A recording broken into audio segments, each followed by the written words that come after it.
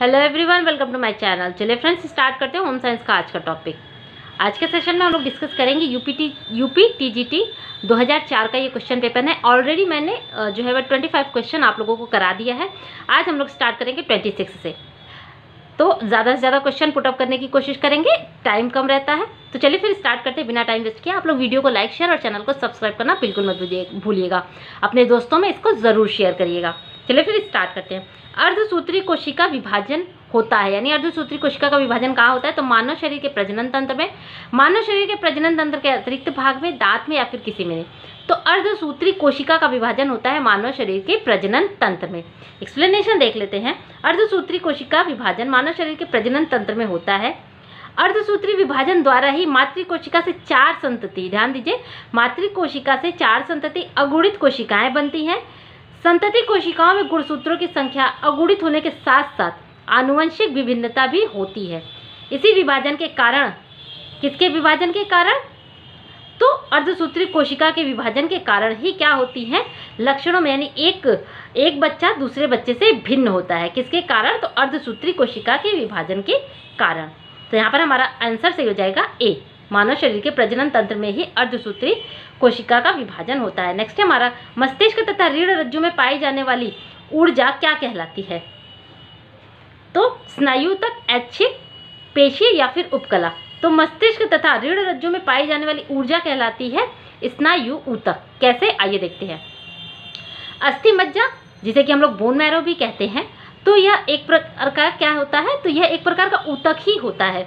और सबसे पहले ये ध्यान दीजिए कि जो लाल रक्त कणिकाएं होती हैं, तो उनका निर्माण कहाँ होता है? आरबीसी का निर्माण कहाँ होता है? तो अस्थि मज्जा में ही होता है, यानी बोन मैरो में होता है। ये तो आप सब जानते होंगे। तो अस्थि मज्जा एक प्रकार का क्या है? यह ऊतक है जो शरीर की लंबी हड्डियों के जोड़ों पर रहते हैं। कहाँ पर? तो अस्थि मज्जा यानी बोन मैरो लंबी हड्डियों के जोड़ों पर रहते हैं। अस्थि मज्जा भी ध्यान दीजिए कि 2 तरह का होता है, एक तो लाल मज्जा, दूसरा पीला मज्जा। ठीक है, लाल मज्जा में क्या बनता है? तो लाल मज्जा में आरबीसी, डब्ल्यूबीसी और प्लेटलेट्स का निर्माण लाल मज्जा में होता है, जबकि कुछ श्वेत कण पीले मज्जा में भी उत्पन्न होते हैं। पीले मज्जा में ही वसी ऊतक उपस्थित होते हैं। तो वसी ऊतक, हम लोग जानते हैं कि वसा से हमें ऊर्जा मिलती है। ठीक है, तो यही वसी ऊतक क्या कहलाते हैं? स्नायु ऊतक। तो मस्तिष्क तथा रीढ़ रज्जु में पाई जाने वाली ऊर्जा कहलाती है स्नायु ऊतक या फिर वसी ऊतक। ठीक है, तो पीले मज्जा में ही वसी ऊतक उपस्थित होते हैं, जिन्हें स्नायु ऊतक भी कहा जाता है। तो ये वसी ऊतक ही मस्तिष्क तथा रीढ़ के ऊर्जा के प्रमुख सोर्स हैं। बात समझ रहे हैं आप लोग? आगे देखते हैं। अस्थि पंजर के कौन सा भाग नहीं है? नीचे जितने भी दिए हैं ऑप्शन में, इसमें अस्थि पंजर के कौन से भाग नहीं है? तो अस्थि पंजर से सिर है, सिर अस्थि पंजर का भाग है, धड़ भी है, अग्रांग भी अस्थि पंजर का भाग है। तो आरबी रक्त कण, यानी जो रक्त कणिकाएं होती हैं, ये अस्थि पंजर का भाग नहीं है। ठीक है फ्रेंड्स, समझ रहे हैं? तो आप लोग एक बात ध्यान रखिए कि ये यूपी टीजीटी का क्वेश्चन है। हम लोग जनरली क्या करते हैं, यूपी टीजीटी में मानव शरीर क्रिया विज्ञान का जो है वो पॉइंट सिलेबस में नहीं दिया है। तो अगर नहीं दिया है तो क्या पढ़ेंगे नहीं? नहीं, बिल्कुल भी ऐसी बात नहीं है। जितने भी पॉइंट है सब पढ़ने पड़ेंगे। ठीक है, मैंने पहले भी बताया, मैंने आज भी बता रही हूँ कि आप लोग इंटर और ग्रेजुएशन कवर करेंगे तभी आपका टीजीटी पीजीटी जो है वह क्लियर होगा। केवल सिलेबस पढ़ लेने से क्या होगा कि सिलेबस तो हम पढ़ेंगे ही पढ़ेंगे, सिलेबस तो पूरा कंप्लीट करना ही करना है, लेकिन उसके अलावा भी कुछ चीज़ें हैं जिनसे क्वेश्चन एग्जाम में पूछे जाते हैं। क्योंकि कि ये क्या है फ्रेंड्स, ये परीक्षा है। परीक्षा मतलब दूसरों की इच्छा। ठीक है, जब तक हम दूसरों की इच्छाओं पर खरे नहीं उतरेंगे, हम कंपटीशन कैसे क्रैक करेंगे? तो इस बात का आप लोग ध्यान रखिए, सिलेबस तो हमें कंप्लीट करना ही करना है, प्लस उससे ज़्यादा अगर हम कर सकते हैं। इसीलिए मैं प्रीवियस ईयर के क्वेश्चन आपको करा रही हूँ, जिससे आपको अंदाज़ा लगे कि आपका क्या छूट गया है, क्या बाकी है। अगर हम कवर न भी करा पाए, न करा सके किसी प्रॉब्लम के कारण, तो आप लोग उसको खुद से करिए। ठीक है, आप लोग सेल्फ स्टडी पे पूरी तरीके से फोकस रहिए। केवल कोई वीडियो देख लेने से या फिर कुछ कर लेने से जो है वो कंपटीशन क्रैक नहीं होता है, जब तक कि आप लोग सेल्फ स्टडी पर फोकस नहीं करेंगे। ठीक है, तो चलिए फ्रेंड्स, बहुत हो गया, अभी टाइम वेस्ट नहीं करते हैं, आगे बढ़ते हैं। तो आप लोग, बस मेरा ये कहने का मतलब है कि आप लोग कोई भी पॉइंट छोड़िएगा मत। ठीक है, अगर मानव शरीर क्रिया विज्ञान पीजीटी के लिए जितना इम्पोर्टेंट है, उतना ही इम्पोर्टेंट ये टीजीटी के लिए भी है। तो कुछ भी छूटना नहीं चाहिए। आगे देख लेते हैं, अभी टाइम है, पूरा का पूरा आप लोग कवर कर सकते हो। आगे देखते हैं। स्वस्थ शरीर में पेशियां सदा ही थोड़ी कसावट की स्थिति में रहती हैं, यानी हमेशा टाइट रहती हैं मसल्स। जो स्वस्थ व्यक्ति का जो बदन होता है उसके मसल्स हमेशा, ध्यान दीजिए कि अब वो हमेशा टाइट रहते हैं, यानी कुछ भी काम करने के लिए वो एक्टिव रहते हैं। यहाँ कसावट का मतलब टाइट से ही है कि जो स्वस्थ व्यक्ति की पेशियां यानी जो उनके मसल्स होते हैं हमेशा टाइट होते हैं और कुछ भी काम करने के लिए हमेशा एक्टिव रहते हैं, तत्पर रहते हैं। तो ये क्या कहलाता है? तो पुट्टा, मसल टोन, अल्ना टोन या कोई भी नहीं। तो देखिए यहाँ पर पेशियां यानी मसल्स, ध्यान दीजिए मसल्स में कसावट यानी कि जो मसल्स हैं वो क्या होते हैं? टाइट होते हैं। इन्हें ही क्या कहते हैं? मसल टोन कहते हैं। यहाँ पे हमें नाम मिल गया आसानी से, बहुत ही आसानी से क्वेश्चन जो है वो सॉल्व हो गया। ठीक है, तो स्वस्थ शरीर में पेशियां सदा ही थोड़ी कसावट की स्थिति में रहती ताकि प्रत्येक समय क्रिया के लिए तत्पर रहे, एक्टिव रहे, वह कहलाता है मसल टोन। आगे देख लेते हैं मेरुदंड। ध्यान दीजिए मेरुदंड, कोश, पसलियां, उरोस्थी हैं किसके भाग हैं? तो खोपड़ी के, धड़ की अस्थियों के भाग, हाथ पांव की अस्थियां या कोई भी नहीं। तो मेरुदंड, पसलियां तथा उरोस्थी किसके भाग है? तो धड़ की अस्थियों के भाग है। कैसे? तो देखिए जो उरोस्थी, जो ये देखिए ये हृदय है हमारा, धड़ का भाग है, जो बीच में जो हड्डी होती है उसे कहते हैं उरोस्थी। ठीक है, और ये जो साइड साइड में रहती है उसे कहते हैं हम लोग पसलियां, रिब्स। ठीक है, तो ये आगे के भाग तो उरोस्थी से जुड़ी रहती है, जो कि जो पीछे वाला पोर्शन होता है वो किससे जुड़ा रहता है? तो वो जुड़ा रहता है मेरुदंड से। बात समझ रहे? आगे तो ये उरोस्थी से जुड़ी रहेगी, पीछे से किससे जुड़ी रहेगी? हमारी पीठ पर, तो ये जुड़ी रहती है मेरुदंड से। तो मेरुदंड, पसलियां तथा उरोस्थी किसकी भाग है? तो धड़ की अस्थियों के ये भाग है। नेक्स्ट है हमारा वैसी पेशियां जो नितंब का मांसल भाग बनाती है, यानी कि हिप के मसल्स को जो बनाती हैं तथा फीमर से जुड़कर नितंब जोड़ का फैलाव करती हैं, तो कहलाती हैं। तो वैसी पेशियां क्या कहलाती हैं? तो वैसी पेशियां कहलाती हैं ग्लूटियस। क्या कहलाती हैं?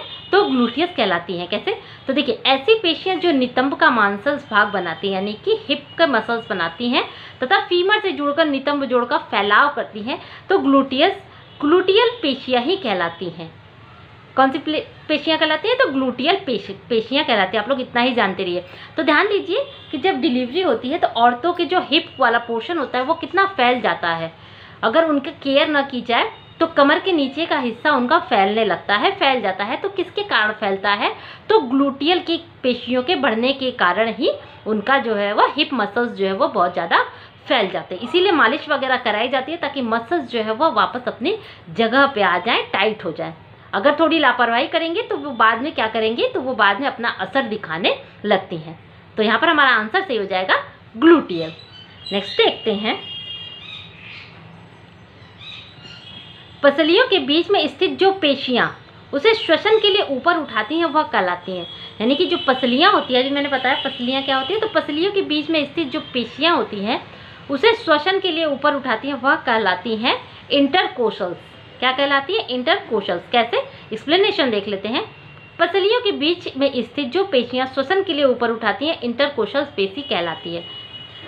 इंटरकोशल पेशी जो है वो पसलियों के मध्य 22 छोटी छोटी पेशियों का समूह होता है जो श्वसन के दौरान सीने की गति में महत्वपूर्ण भूमिका निभाती है।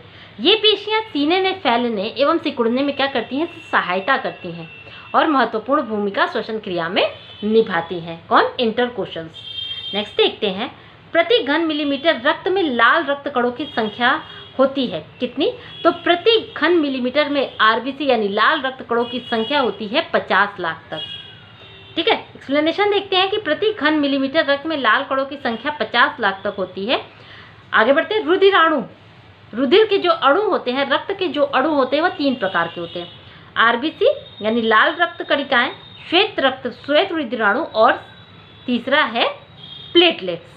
ठीक है, आरबीसी, डब्ल्यूबीसी और प्लेटलेट्स ये क्या है? ये रुधिराणु है। तो लाल रुधिराणु में हीमोग्लोबिन नामक प्रोटीन पाया जाता है। तो हीमोग्लोबिन नामक प्रोटीन के कारण ही रक्त का रंग क्या होता है? लाल होता है। ये हम सब जानते हैं। आगे देखते हैं श्वेत रुधिराणु की संख्या 6000 से 10000 प्रति घन मिलीमीटर होती है, जबकि प्लेटलेट्स की संख्या यानी कि आरबीसी में प्लेटलेट्स की संख्या, रुधिराणु में प्लेटलेट्स की संख्या कितनी होती है? 2 से 5 लाख प्रति घन मिलीमीटर तक होती है। आगे देखते हैं रक्त पट्टिकाओं का कार्य है। क्या है? चोट लगने पर रक्त को जमाना, चोट लगने पर दर्द को जमाना, ऑप्शन सी है, स्पर्श करने पर गुदगुदी होना या फिर पसीना निकलना। तो हमारा यहाँ आंसर सही होगा ए, कि चोट लगने पर रक्त को जमाना रक्त पट्टिकाओं का ही क्या होता है, कार्य है। रक्त को जमाना रक्त पट्टिकाओं का ही कार्य है। ये उभयोत्तल, तश्तरी नुमा एवं केंद्रक युक्त होते हैं। रुधिर प्लेटलेट्स क्षतिग्रस्त स्थानों पर रक्त का थक्का बना देते हैं। कौन बना देता है, तो रुधिर प्लेटलेट्स, यानी कि प्लेटलेट्स जो है वह क्षतिग्रस्त स्थानों पर रक्त का थक्का बना देती हैं। इससे रक्त का बहना क्या हो जाता है, रुक जाता है। रुधिर प्लेटलेट्स की संख्या कम हो जाने पर क्या हो जाती है, सूजन आ जाती है। नेक्स्ट क्वेश्चन देखते हैं। अमाशय के पीछे तथा उदर के ऊपरी बाएं कोने में जो बड़ी लसिका ग्रंथि के समान होता है उसे कहते हैं, यानी अमाशय, स्टमक, अमाशय के पीछे तथा उदर के ऊपरी बाएं भाग कोने में जो बड़ी लसिका ग्रंथि के समान होती है उसे कहते हैं तिल्ली। ध्यान दीजिएगा, उसे कहते हैं तिल्ली। तिल्ली को ही हम लोग प्लीहा कहते हैं, स्प्लीन कहते हैं। ठीक है, तो ये क्या है, ये आरबीसी का कब्रिस्तान है। आरबीसी यानी आरबीसी कहाँ नष्ट होती है, तो आरबीसी नष्ट होती है प्लीहा में। प्लीहा को ही तिल्ली और स्प्लीन कहते हैं।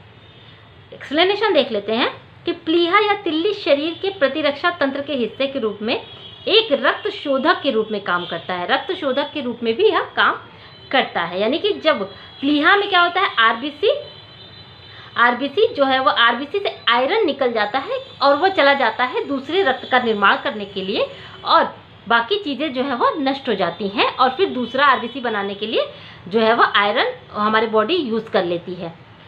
तो प्लीहा या तिल्ली शरीर के प्रतिरक्षा तंत्र के रूप में एक रक्त शोधक के रूप में कार्य करता है। पुरानी लाल रक्त कणिकाएं यही रिसाइकल होती हैं। ठीक है, आरबीसी कहाँ रिसाइकल होती है, यहीं पे रिसाइकल होती है। आरबीसी की उम्र होती है 120 दिन, ध्यान दीजिए, तथा श्वेत रक्त कोशिकाएं और प्लेटलेट्स यहीं स्टोर हो जाते हैं। इसी कारण ये डब्ल्यूबीसी का बैंक कहा जाता है। ठीक है, ये स्टोर हो जाती है। आरबीसी जो है वो नष्ट हो जाता है, डब्ल्यूबीसी स्टोर हो जाता है, इसीलिए डब्ल्यूबीसी का बैंक कहलाता है। ठीक है, तो और आरबीसी का क्या कहला जाता है, कब्रिस्तान। आरबीसी का कब्रगाह कहा जाता है। कई क्वेश्चन यहाँ पर जो है वो देखिए बन रहे हैं। तो प्लीहा या तिल्ली अमाशय के पीछे तथा उदर के ऊपरी हिस्से में बाएं कोने पर लसिका के समान अंडाकार लंबाई में लगभग 3 से 5 इंच तक होती है। इसके बढ़ने से मलेरिया, धातुक्षय, रक्ताल्पता जैसी क्या हो जाती हैं, बीमारियां जन्म लेने लगती हैं। ठीक है, बात समझ में आ रही है। आगे देखते हैं हम लोग। वैसा तंत्र जो भोजन अवशोषण कर उसे रक्त कोशों के लिए उपयोगी बनाता है उसे कहते हैं। तो जो तंत्र भोजन को अवशोषित करता है उसे रक्त कोशों के लिए उपयोगी बनाता है उसे कहते हैं पाचन तंत्र। पाचन तंत्र में ही क्या होता है, हमारा भोजन पचता है। भोजन पचने के बाद जितने भी आवश्यक पोषक तत्व होते हैं वह रक्त के माध्यम से हमारे शरीर तक पहुंचते हैं। तो ये किसका काम हो गया, यह हो गया पाचन तंत्र का काम। नेक्स्ट क्वेश्चन देखते हैं। 6 महीने से 2 वर्ष के बीच के बच्चों के अस्थायी दांतों की संख्या होती है कितनी, बहुत ही आसान सा क्वेश्चन है, तो 20 होती है। 6 महीने से 2 वर्ष के बीच के बच्चों की अस्थायी दांत, अस्थायी दूध के दांत को ही अस्थायी दांत कहते हैं, इनकी संख्या होती है 20। नेक्स्ट क्वेश्चन देखते हैं। सबसे बड़ी ग्रंथि जिसका भार 1.5 किलोग्राम तथा कोमल लाल होता है, जो अमाशय के ऊपरी भाग में दाईं तरफ उदर पेट के नीचे होता है, कहलाता है। यानी सबसे बड़ी ग्रंथि, हमारे शरीर की सबसे बड़ी ग्रंथि कौन सी है, यही पूछा है यहाँ पर इतना बड़ा करके। मतलब एक ही निकलता है, हमारे शरीर की सबसे बड़ी ग्रंथि है कौन सी, यकृत। यकृत हमारे शरीर की सबसे बड़ी ग्रंथि है। यहीं पर आप लोग ध्यान दीजिए, हमारे शरीर की सबसे छोटी ग्रंथि कौन सी है, तो वह है मास्टर ग्रंथि या फिर पीयूष ग्रंथि। सबसे बड़ी ग्रंथि कौन सी है, तो यकृत है। नेक्स्ट देखते हैं। एंजाइम को पके स्टार्च को माल्टोज में बदलता है। कौन एंजाइम, कौन सा ऐसा एंजाइम है जो पके स्टार्च को माल्टोज में बदलता है तथा लार में रहता है। तो एकदम आसान सा क्वेश्चन है, लार में कौन सा एंजाइम पाया जाता है, तो टाइलिन ही पाया जाता है। तो टाइलिन क्या है, एक तरह का एंजाइम है और यह पके हुए स्टार्च पर अपना काम करता है। और यह पके हुए स्टार्च का पाचन कहाँ से प्रारंभ हो जाता है, तो मुंह से ही प्रारंभ हो जाता है। आज का लास्ट क्वेश्चन है हमारा, श्वसन तंत्र में निम्नलिखित में से कौन सा गलत है। देखिए कौन सा गलत है, गलत पे फोकस करिएगा। नाक, ग्रसनी, कंठ, श्वास नली, श्वसनी, फेफड़े, उपरोक्त सभी या फिर कोई नहीं। तो हमारा आंसर यहाँ पर सही होगा सी। कैसे? तो श्वसन क्रिया में भाग लेने वाले विभिन्न अंग सम्मिलित रूप से श्वसन तंत्र कहलाते हैं। यानी जो भी अंग हमारे सांस लेने की क्रियाओं में भाग लेते हैं वह सब मिल के क्या बनाते हैं? तो श्वसन तंत्र का निर्माण करते हैं। तो श्वसन तंत्र के प्रमुख अंग है फेफड़ा तथा सहायक अंग है नासिका, नासा मार्ग, कंठ, स्वर यंत्र, कंठ या फिर स्वर यंत्र और श्वास नाल। ठीक है, तो ये सारे मिलके क्या बनाते हैं? श्वसन तंत्र का निर्माण करते हैं। तो यहाँ पर हमारा आंसर सही हो जाएगा सी, यानी कि ये ग्रसनी, यहाँ पर ये ग्रसनी का श्वसन तंत्र में कोई काम नहीं है, नाक का है और श्वसन का है। दूसरा है श्वास नली, श्वसनी फेफड़े।